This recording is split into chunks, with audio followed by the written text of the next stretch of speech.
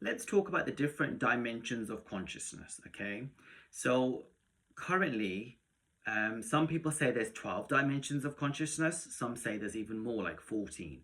What does this mean? So I like to explain it as, have all of you seen that experiment with that pyramid, that white crystal pyramid, where they put light coming in from one side, and as it goes in, it comes out and it refracts into all different colors, right? The rainbow colors. So in the same way, as you go from one dimension below to the next one, the light fragments and it goes denser into different dimensions. And the humanity is said to be in the third to fourth dimension of consciousness. And as you go higher in the fifth dimension, for example, that's where your higher self resides. And that's where you and your twin flame are one. And that's where you get all your dreams, your synchronicities, and all the sort of like signs that you get throughout this journey.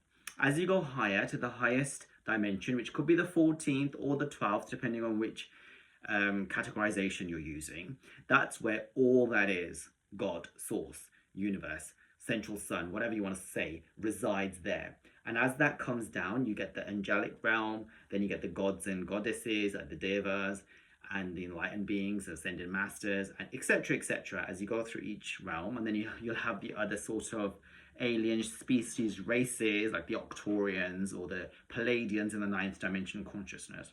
So as you elevate your consciousness, you go higher up into the dimensions.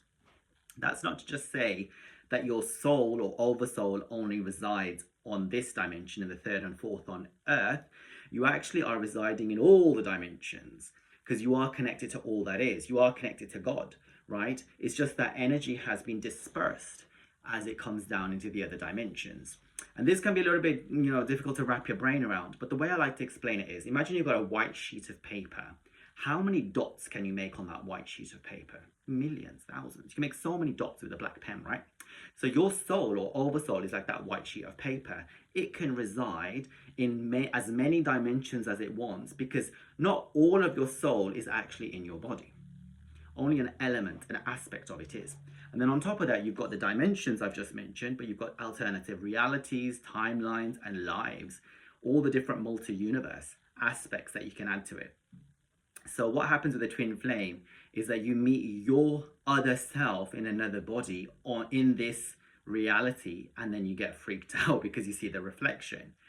And yes, that exists and that happens because of the theory that your oversoul or your soul can exist in multiple scenarios, places, situations at the same time.